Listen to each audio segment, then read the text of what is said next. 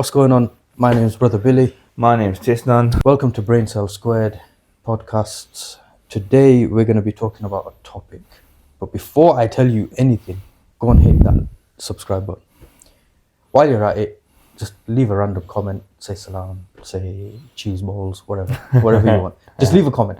Yeah. And leave us a like, because that goes a long way. And if you want us to keep sharing our opinions on certain topics, we're going to need that from you. We're going to need the help, yeah. So today we're going to be speaking about assisted dying,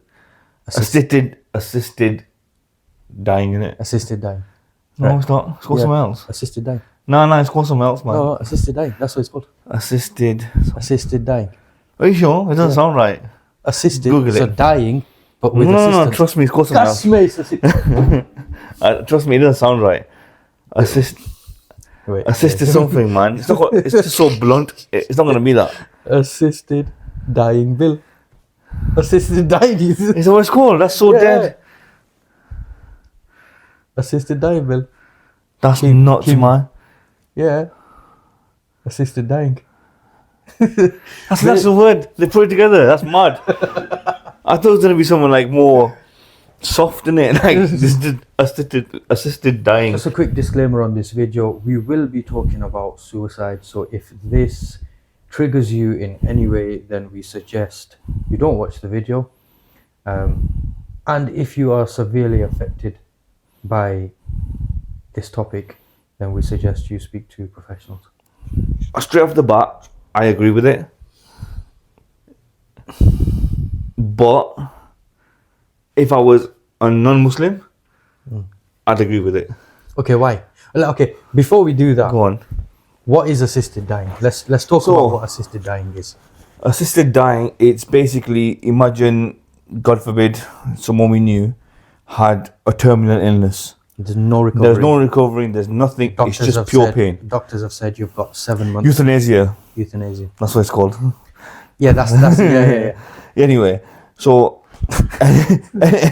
anyone that's basically terminally ill, there's no recovery, there's no medicine for them, they're just basically waiting until they go. And they're going They through basically pain. ask their significant other, husband or wife, or whatever these days, to help them basically die, because they don't want to suffer the pain, which is understandable. Some conditions I've heard of, I wouldn't wish that on my worst enemy. Do you know what I mean? God forbid. So, in that sense, I agree with it. Okay. If now we have to make massive distinctions here. Are we first talking as Muslims, or are we first talking as non-Muslims? Just Non-Muslims. No, not okay. We can't talk as non-Muslims. but Well, you are know we- what, yeah. Are we thinking like a perspective of a non-Muslim, yeah. So your perspective that you've just given would be coming from the perspective of a non-Muslim yeah, that wants to do yeah, this, right? yeah. See, now with me, I can't put myself on that side, only because I know of Islam. Of course, yeah. So I can't, for me, I can't in my head say, yeah, if I was a non-Muslim, this would be okay. Because the same argument comes back. If you've got ham, or if you've got halal and haram meat, and you have the meat with you, I'll ask you, should you give that meat to a non-Muslim, or should you chuck that meat away as a Muslim? As a Muslim, I think you should throw it away. Yeah. However, I'd be like, gonna go to waste, just give it to someone's gonna eat it. You know, Doesn't I know, but Because the way we think of it is halal and haram isn't just for Muslims. Yeah. Halal and haram is for entire Yeah, of course. humanity. 100%. So if we have haram meat and we're going to give that haram meat to someone else, they're going to consume haram meat from us. from the fact that Allah has said that meat is haram. So no one can touch it. Whether they're Muslim or Whether you're non-Muslim, Muslim, yeah, you of should course. Right? But us, So that's the way I'm thinking about Okay, assisted okay, dying. okay. That I can't sit here and say, well, it's okay for the non-Muslims because it's haram anyway. yeah. The story that I remember talking about this is at the time of the Prophet Sallallahu Alaihi Wasallam, there was a man, I'm not sure who he was, but it was a man from the tribe, and he had this horrific headache, like continuous for years and whatever. So he went to the Prophet ﷺ and he goes, Ya Rasulullah, make dua for us and tell Allah to cure my headache. He goes, if you bear the pain now, your abode going to be Jannah, no matter how you, whatever you do. Yeah. So in that context, yes, I agree. Yeah. But even people are in so much pain. Pain I make, can understand. like, for example, a toothache. When I was younger, God forbid this pain to anyone, I had I used to have regular tooth pains, infections, this swollen, that swollen. Tooth pains, honestly, they're God, one of the worst. I just don't want to. I don't want to see anyone. I don't want to look at anyone. I don't want to talk to anyone. I wish I could get pliers and yank it out. That was just a tooth pain. So Literally, imagine, that's curable. I can completely understand that a person in that situation would think about assisted dying. But I don't agree with it only because I'm a Muslim. 100%, Only because I'm a Muslim. 100%. And my Lord has forbidden Sustain, any sort of suicide. Yeah. Right. If you want to know why, then we can recommend. Leave a comment, subscribe, and we'll tell you. We'll show you in right directions to scholars that can tell you exactly why. We're not in a position to properly tell you, but yeah. So so with so it's a weird one. It's a weird one because I really do want to sit here and say I wish like if I was thinking in the brain of a non-Muslim, then. If I was thinking in the brain of a non-Muslim, if I could ask a non-Muslim, I would think that they would say something like, yeah, I probably want this to happen. Because, again, like you said, the pain aspect. It's crazy, and man. all of that. And then obviously a family, they don't. But, as a Muslim, I'm sitting here saying, obviously, firstly, the suicide side is wrong. Yeah. But secondly, we never doubt the mercy of Allah. 100%. And who's to say that the doctors give us 6 months, but Allah might give us another 10 years? Yeah, true. That happened on many occasions and as well. many occasions, bro, there's people that have been put in the grave, and as these are like stories from many years ago.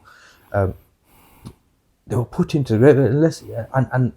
Let's not even use them examples because they were back in the day when the medical wasn't thinking. But even during top height of medical times, there's still been conditions where some people have turned around and some doctors have said no, he's dead, and then literally when it comes time to taking the coffin and sending it over to the family, bro, they do a quick last check and the guys are like, that's what I'm saying.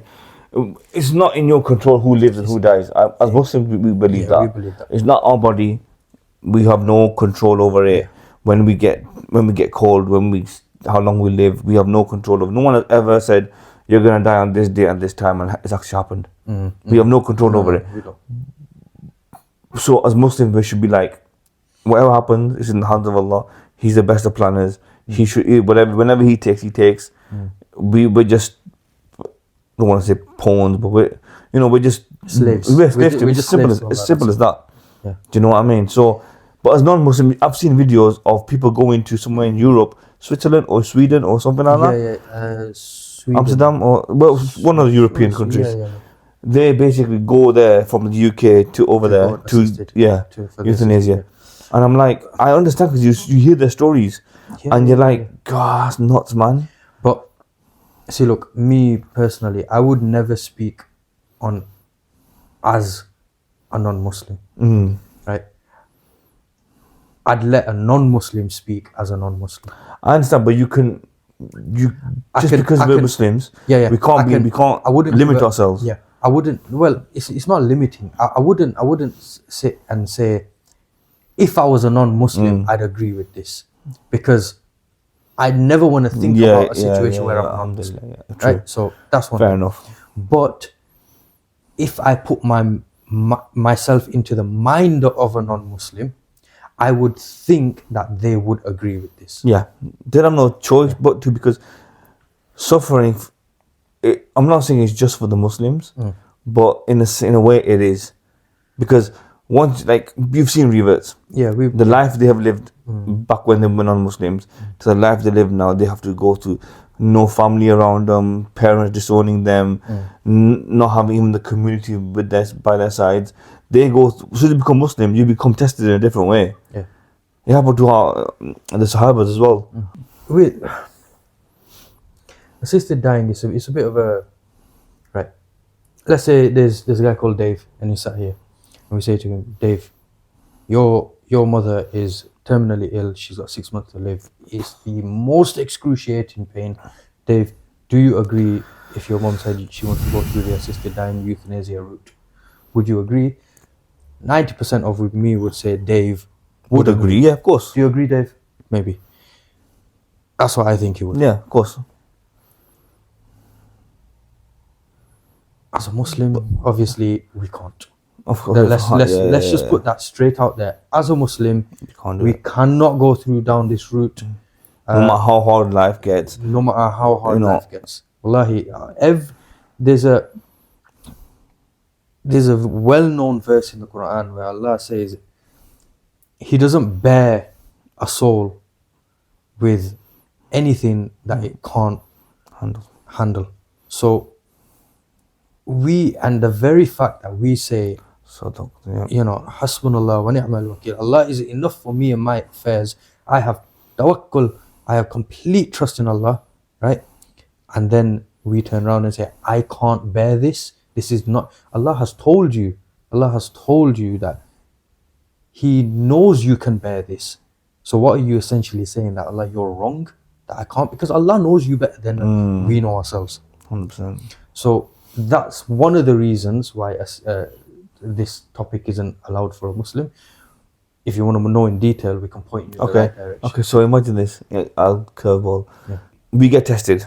When we get to a point in life where we say that, okay, this has happened to me in my life, about this problem, now I'm ill, now I'm severely ill, now I'm bedbound. I can't get out, I can't help anyone, I can't do anything, I have to rely on others. And this person says this to you, right? You're going to turn around, typical reply, have sabr, blah, blah, blah, blah, blah, right? But then you're going to say, oh, I'm thinking of going through the assisted suicide thing, right, route. And you go to him, no, you can't do that because Allah won't forgive you, He'll put you through this. But then he could turn around and say, Allah will Ghafur Rahim, He'll forgive anything. No. So there are certain there are certain conditions where Allah has talked about that He doesn't forgive. So when we say as Muslims how we have all we have trust in Allah's mercy, that's within the parameters of Islam. We can't accept. So imagine a person turns around and says, I disbelieve in Allah. But Allah will forgive me because Allah's all merciful. That could contradict, yeah. So we have trust in Allah's mercy within the parameters of Islam. No, we've been told, we've been taught that the only bad deed that won't be accepted is shirk.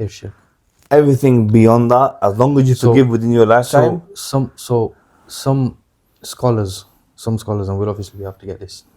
See, these are the topics that we could really more benefit. Stories, isn't it? More fake, yeah. We could really benefit with a sheikh here. Yeah. But we'll just give a little opinion on this, and don't take this as it's just what a conversation, it is. man. This is a conversation. But some scholars have said suicide is along the lines of shirk because I can see why. do you get what I'm saying? I don't want to delve any more into that because I don't know if I'm going to be right or wrong. So let's drop that bit there. No, I can see your point. Do you get what I'm saying? I can see your point. Fair play. But that's a good thing to ask, obviously, Sheikh. Yeah, inshallah. Yeah. If you haven't watched the Sheikh podcast, go check it out. It's amazing, and there's more coming out soon. Yeah, but the thing with assisted suicide, it's like I 100% on. Okay, I'm not agreeing. I'm not agreeing with the fact that it's okay to do, but I understand why it would happen. Why a non-Muslim would do it. Why would they do it? If they don't hold the same, Yeah, if they don't hold the same beliefs as as a Muslim. Now yeah. going back to your analogy about the person that's really old and a Muslim, and also another thing that came to my head was when that person says, "All right, I've had enough. I can't take it anymore. I think Allah should take me." And and why is Allah not taking me? Because I'm pointless. I'm pointless now. That's not just your test. That's the test. Now Allah has shifted that test for you because you've proved 99% of it. You've proved to Allah that you have passed the test because you've done everything right. If you've done everything right, you've had tawakkul, you've had your faith, everything. Yeah.